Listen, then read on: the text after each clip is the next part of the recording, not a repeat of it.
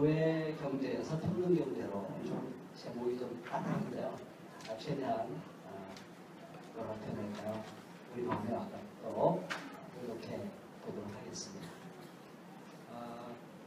이스라엘 백성이 그 광야 여정을 이제 걸어오고 있는데요. 자세히 살펴보면 배울 거리가 너무 많구나. 제가 요즘 노트에다 열심히 큐티를 하면서 적습니다. 배울 게 진짜 많구나 하는 생각을 해보게 되는데요. 오늘 본문은 특별히 하나님께서 이 광야 여정을 통해서 이스라엘 백성들에게 이제 너희들이 새로 건설할 나라는 평등 경제가 되어야 된다 하는 얘기를 하시고 있는 것 같습니다.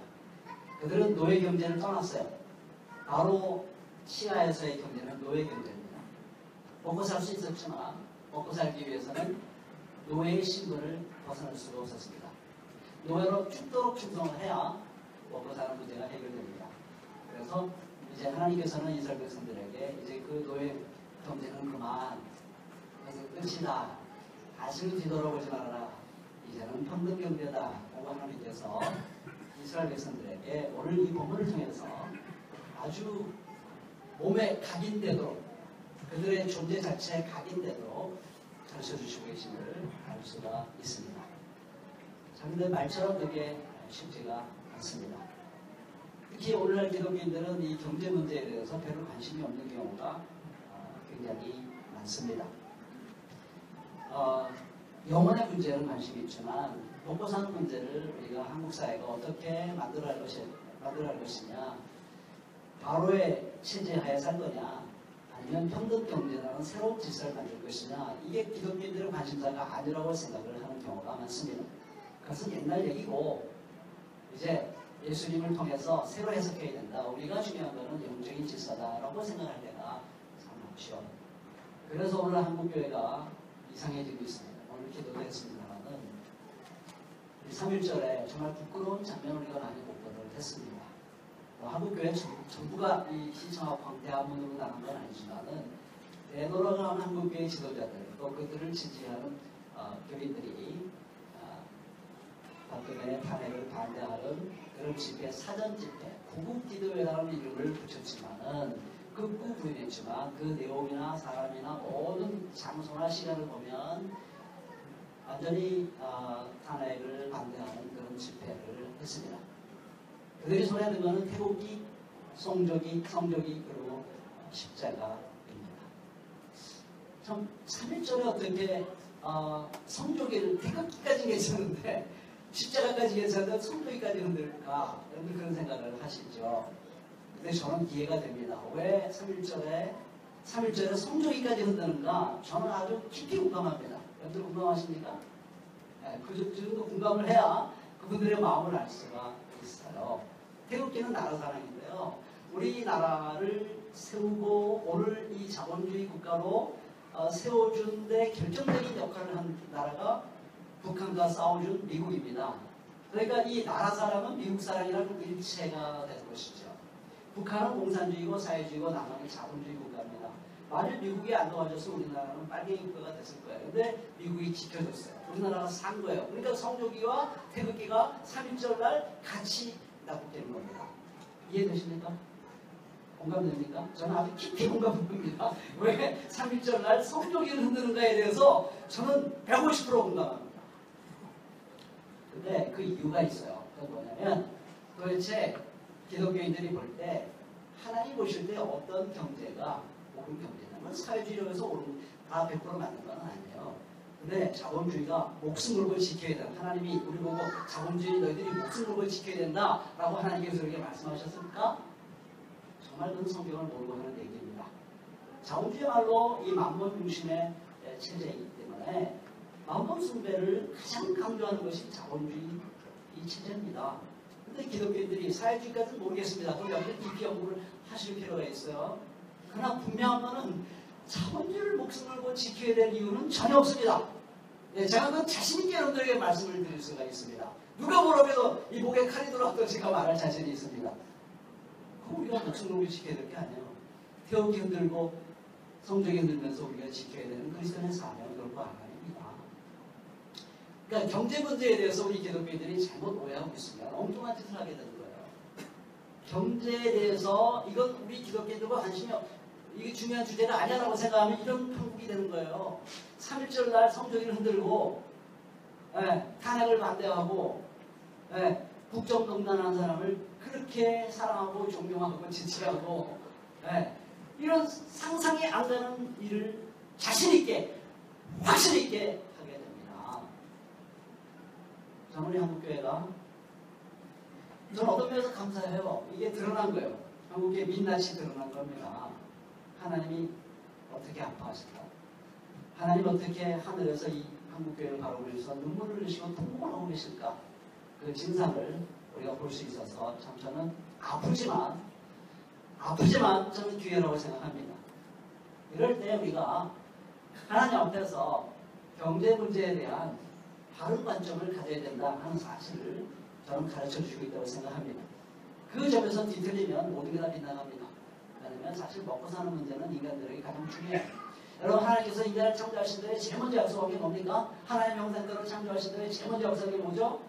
먹거리를 약속했어요. 먹어야 우리가 생각도 하고 먹어야 기도도 하고 먹어야 하나님도 사랑하고 예배도 하고 그런 겁니다. 여러분들 저는 금식하다 보면 정말 힘든 사람입니다만은 42, 30시간 하면 죽어요. 하나님 예배하고 싶은데 예배를 못합니다.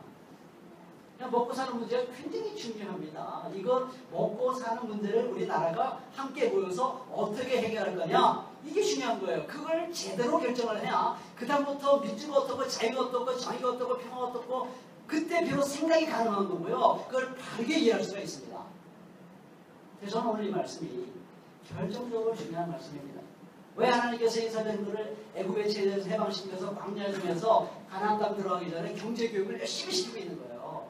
너희들이 먹고 사는 문제를 이렇게 해결해야 된다. 공동체로서 굉장히 강조하고 오늘 얼마나 하나님께서 확실하게 그들에게 평등 경제를 각인시켜주고 있는지 모릅니다. 이걸 제대로 광야에 깨닫지 못하면 가나안 땅 들어가도 헛겁니다. 애국 경제 그대로 갈 겁니다. 실제로 이스라엘 역사를 보면 그랬어요. 오늘 본문이 저는 굉장히 중요하다고 생각합니다. 근데 두 가지 점을 오늘 본문을 통해 살펴보려고 하는데요. 첫째로는 그게 말처럼 쉽지가 않다는 것이죠. 장애물이 있어요. 그 장애물을 어떻게 넘어갈 것이냐 하는 것이고요. 두 번째로는 하나님께서 정말 우리에게 원하는 것은 평등 경제고 그 평등 경제를 훈련시키기 위해서 하나님이 어떻게 뭘 우리에게 요구하십니까 하는 사실을 정말 깊이 우리 마음속에 함께 각인했으면 좋겠습니다. 그럼 첫 번째 주제를 다루겠습니다. 뭐가 장애물이었죠? 노예경제에 대한 향수입니다. 이들이 노예경제가 좋다고 생각지는 않았을 거예요. 그러니까 이 애국을 떠나자고 할 때 동의해서 떠나지 않았겠어요. 애국경제를 사랑하고 좋아하고 흠모하는 건 아니었겠죠. 근데 어떤 특정한 상황에 부딪히면 이상하게도 진절이 쳤던 이 노예경제가 다시 그리워져요. 거기에 향수가 생깁니다. 그게 문제예요. 그들이 마음속에 원래부터 이 노예경제를 좋아하는 건 아니에요. 근데 어떤 국면에 직면하면 어떤 상황에 부딪히면 갑자기 생각이 바뀌어요. 사람의 생각이 바뀌고 지향점이 바뀌어서 그래 이렇다면 노예경제가 더 좋은 거 아니야? 구간이 명간 아니야? 모세야 아론보다는 그래도 바로가 더 좋지 않아? 이런 상황이 생길 수 있다는 것입니다. 역사 항상 그렇습니다. 제가 오늘 읽어드리지 않았지만 앞에 부분 읽어보면 왜 그렇게 됐는지가 좀 소문이 나옵니다. 왜냐하면 이들이 그동안 마라에서는 이 쓴물을 단물로 바꿔주시고 엘림에서 오아시스 만나가지고 막 정말 잘 살았어요. 근데 거기 계속 머물 수가 없잖아요. 떠났습니다. 신광야에 도달했습니다. 거기 보니까 먹거리가 뚝 떨어졌어요. 먹거리가 뚝 떨어진 거예요. 먹을 게 없어요. 자식들이 배가 고파가지고 막 울면서 엄마 아빠 하면서 젖 달라 이 밥 달라 그러는데 먹거리를 줄 수가 없어요. 심각한 상황이 생긴 거죠. 바로 그런 국면에 도달했을 때 이들은 다시 뭐가 생각난 거예요? 버리고 떠났던 진절이 쳤던 노예경제가 다시 생각난 겁니다. 차라리 그때가 나았다. 우리가 지금 이 애굽을 떠나지 않았더라면 그곳에 여전히 우리가 노예로 살고 있었다면 호위가마 옆에 있으면서 잘 먹고 마실 수 있었고 그때 주님께서 우리를 죽게 하면 그렇게 죽는 게 나을 뻔했다 하면서 너는 왜 모세 아론을 향해서 왜 우리를 굳이 이 광야를 끌고 나와서 우리를 여기서 굶어 죽게 만드냐 이 나쁜 놈아! 너보다 바로 알았다 라고 얘기한 겁니다. 여러분, 그게 놀라운 변수가 아닙니다. 그건 역사의 상수입니다. 역사를 들어보면요, 그런 일은 비일비재했습니다. 언제나 생깁니다. 그래서 이 장벽에 대해서 우리 여러분들이 새로운 세상을 만들어가기를 여러분들 원하셔서 새만께 오셨을 거예요. 그러면 여러분들은 이런 것을 상수로 받아주셔야 돼요. 놀라지 마세요. 당황하지 마세요. 그걸 너무 당황하면 여러분들이 새로운 세계를 향해 나갈 수가 없습니다. 당연한 겁니다. 그거를 항상 기대하고 계셔야 돼요. 우리 대중들이 우리가 가는 길이 훨씬 좋은 길인데 그 대중들을 위한 길이기 때문에 사람들이 감동을 받아가지고 그래 내가 무슨 일이 있어도 그 길을 따라가리라 협조해줄 거라 생각하면 여러분들 큰 착각입니다. 많은 사람들이 나중에 변전하는데요. 왜 변전하는지 압니까? 대중이 안 따라줬기 때문에 변전하는 겁니다. 내가 이렇게 목숨 걸고 여러분들을 위해 새로운 세상을 만들겠다고 했는데 처음에 감동하는 것 같은데 보니까 안 따라와. 아, 내가 뭔가 현실을 잘못 파악했구나 하고서는 변전합니다. 상수로 미리 들여다보지 못한 거예요. 당황한 거죠. 너무 당황하는 거죠. 이런 멋진 세상을 만들겠다는데 그들을 위해서 만들어주겠다는데 그들이 안 따라온다니까요. 네가 그 세상을 인도하는 사람은 네가 나쁜 놈이야. 우리를 죽이려고 해. 라고 말한다니까요. 그게 상수입니다. 여러분, 그것이 우리가 항상 마음에 염두에 두고 하나님 향해 가시게 되는 겁니다. 그런 문제 없어요. 그걸 항상 마음 준비라고 하시잖아요. 그래, 올 것이 왔구나. 이걸 어떻게 내가 극복할까? 이렇게 되는 것이죠. 변절할 욕망을 느끼지 않습니다. 왜냐하면 올 것이 왔다고 생각하니까 내 입장을 바꿔야겠구나 하는 강박을 느끼지 않습니다. 그런 강박을 느끼는 사람은 그런 상황을 미리 내다보지 못한 것이에요. 그래서 갑자기 어느 날 저 급진적이 있던 사람이 갑자기 이 자리에 와 있어 엉뚱한 소리를 하는 분들 많이 만나죠. 네, 김한국에, 홍한국에, 이한국에 다 누구지 아실 겁니다. 이상한 사람도 됐는데요. 이 변수를, 이거를 미리 내다보지 못하고 엉뚱한 생각을 하는 영웅 심리에 가졌던 사람들이군요. 자기가 영웅이 되면 사람들이 여러 가지 따라올 줄을 기대했던 것이죠. 안 그렇습니다. 세상에 모세만큼 위대한 영웅이 어디 있어요? 그런데 이 이스라엘 백성들이 모세보다 바로가 낫다고 그런다니까요. 바로에게 침례임을 당했는데 그래도 구간의 명관이라고 얘기한다니까요. 그게 역사의 현실입니다. 준비됐습니까, 여러분? 그 현실을 직면할 준비됐습니까?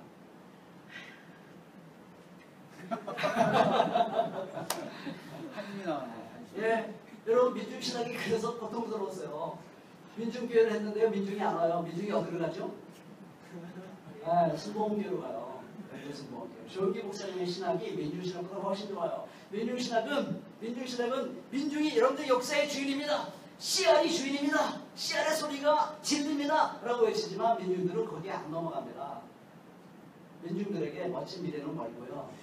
빵은 가깝습니다. 그래서 빵을 약속해주는, 내일의 빵, 오늘의 빵을 약속해주는 조용기 목사님의 신학이 훨씬 위로가 되고 격려가 되고 힘이 되는 것이죠. 그래서 안 갑니다. 물론 민주신학의 잘못이 있어요. 나중에 제가 말씀하겠습니다만 그게 역사의 현실이에요. 그걸 염두에 두고 우리가 항상 여러분들이 뭔가 새로운 세계를 만들어가기로 한다면 그런 현실을 항상 마음 준비를 하시고 사셔야 되고 그런 현실이 생기면 절대로 이상하다 생각하시면 안 됩니다. 자연스러운 현상이다 라고 생각하셔야 되는 것이죠. 자, 그럼 어떻게 극복하나? 답이 있나요? 답이 있습니다. 확실한 답이 있는데 오늘 이 답이 바로 오늘 우리 세찬남이 불러준 찬송입니다. 여기에 답이 있습니다. 그래서 제가 그냥 너무 감동이 됐어. 이 답을 노래로 이미 불러줬으면 나를 믿어, 나를 믿어. 하나님께서 저 곱고 고운 백합꽃을 솔로몬의 영혼보다 더 아름답게 피게 하는도다. 저 새들을 보라, 공중에 나는 새를 보라. 하나님께서 저들을 먹이시는도다. 너희들이 무엇을 먹을까, 무엇을 마실까 걱정하지 말아라. 내가 다 준다. 이게 하나님의 약속인데요. 예수님이 그런 약속을 하셨는데요. 오늘 이 모세에게 하나님께서 그 말씀을 들려주시고 또 모세는 또 그 말씀을 받아서 이 백성들에게 들려주고 3번 나옵니다. 3번. 이 본문에서 앞에까지 부분에 3번 그 똑같은 말이 반복이 되고 있어요. 그러니까 독자들은, 이걸 읽는 사람들은 하나님께서 분명히 이 광야 여정을 끝까지 완수할 때까지 지금 당장 먹거리가 떨어진 것 같지만 조금만 믿고 기다리면 하나님께서 확실하게 저녁에는 메추라기로 아침에는 만나로 우리에게 공급해 주시는 분이구나 하는 사실을 믿기를 우리에게 원하십니다 하는 것을 깨달을 수가 있습니다. 하나님께서 먼저 모세에게 그 말을 했고요. 그래서 저녁에는 하나님이 약속을 지키시는 여호와, 주님 여호와 야훼, 아브라함, 이삭, 야곱에게 약속하신 그 말씀을 반드시 지키셔서 그들의 먹거리가 떨어지지 않게 하시는 신실하신 야훼, 주님 여호와 하나님인 것을 보게 될 것이고, 아침에는 주님께서 오셔서 그 찬란한 모습을 드러내는 것을 너희들이 알게 될 것이다. 고대한 전합니다. 그래서 아론이 또 이 백성들을 부르니까 그때 또 하나님께서 다시 한번 모세에게 거의 동일한 말씀을 다시 들려주게, 모세에게 각인시켜주게 된 거예요. 모세야, 낙심하지 말아라. 백성들이 너를 따라오자는 것은 너무나 당연하다. 제가 여러분들에게 묻겠습니다. 자, 이란과 이란이 있습니다. 먹거리가 떨어졌어요. 설문조사하면 이란, 노예 경제로 돌아가서 먹고 살다가 죽으면 죽는다. 이란, 나는 끝까지 가나안 향해 간다. 광야에서 죽어도 좋다. 이란. 투표하겠습니다. 이란 손 들어보세요. 여러분, 이란 손 들어보세요. 이란이 아마 압도적일 것입니다. 모세야, 걱정하지 마라. 사람들은 분명히 이란을 찍을 것이 손들 것인데 놀라지 말아라. 놀라지 말고 내가 너에게 주는 말만 꽉 붙들고 너는 나만 믿고 따라와라. 그런 거예요. 백성들에게 저녁에는 메추라기로 아침에는 만나로 내가 공급해 줄 거니까 너의 확신이 중요하다. 너만 확신이 있으면 된다. 네가 확신이 없으면 너는 백성들을 감동시키지 못할 거다. 그러나 네가 확신이 있으면 백성들을 감동시키고 백성들은 따라올 것이다. 그 약속을 믿었을 때 하나님께서 기적을 베풀어 주시는 것입니다. 저는 지난번 종교회 500주년 연합기도회 때 우리 김영원 교수님의 말씀이 정말 저의 폐부를 찔렀습니다. 평등경제를 만듭시다. 노예경제를 청산하고 이 적폐를 청산하고 평등경제를 만듭시다. 멋진 이상입니다. 너무 급진적인 메시지입니다. 그런데 그런 급진적인 메시지가 가난하고 힘들고 어려운 사람들의 심장을 움직여서 그들을 일으켜 세우려면 다른 사람보다 조금 나은 삶을 살아가지고는 안 됩니다. 어림도 없는 얘기입니다. 예수님처럼 살아야 됩니다. 마국간으로 오셔서 갈릴리에서 제 아들을 택하시고 십자가에서 죽어야 돼요. 그 정도는 돼야 그런 가난한, 처절하게 가난한 사람들과 확실히 하나가 되어서 그들과 함께 아파하고 그들과 함께 배고파하고 그들과 함께 이 먹을 것 없이 살고 집 없이 살고 그들 편에 서서 이 힘있는 자들과 한번 저항을 해보고 그러다 십자가에 못 박혀 죽고 뭐 이 정도는 돼야, 그 정도는 돼야 그 급진적인 메시지가 힘이 실립니다. 적당히 남보다 조금 더 살아가지고 자기의 급진적인 메시지가 사람들의 마음을 감동시키려고 생각한다는 것은 온감생신이라고 하나요? 저의 폐부를 찔렀어요. 정말 아마 제 남은 생애 동안 결코 잊을 수 없는 말씀을 제가 받았어요. 여러분, 예수님은 그 대중들이 그렇게 반응할 때 의식이 덜 돼먹었네, 이놈들 좀 더 배워야겠네 그러셨습니다. 예수님이 아우 답답해 이놈들, 이렇게 의식이 없어서야 그랬습니까? 예수님은 함께 가난하셨기 때문에요, 그들 편에 철저히 서셨습니다. 제 아들이 배고파서 안식일날 비벼 먹을 때 그들을 철저히 보호했습니다. 여러분, 말씀 들어왔는데 그냥 떠나갈 거 생각하니까 그들이 가다가 쓰러질까봐 너무 걱정이 돼서 제 아들을 혼내가면서 그들을 배불리 먹이셔서 보내십니다. 그리고 마태복음 6장 그 말씀에서 무엇을 먹을까 무엇을 마실까 염려하지 말아라.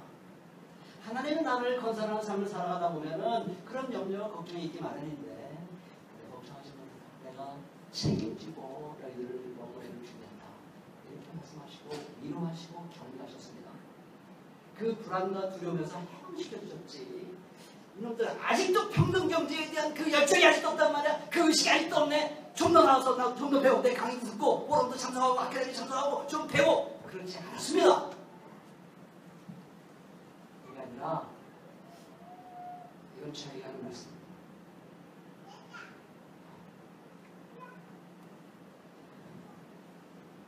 그들의 두려움과 불안과 염려를 자기 것으로 삼았습니다. 약속하신 것이죠. 여러분, 오늘 구약 신약 시대는 어떻게 그 약속이 성취됩니까? 여러분, 공동체를 통해서 약속됩니다. 예루살렘 교회가 그랬고요. 바울의 교회가 예루살렘 교회 사이가 그렇습니다.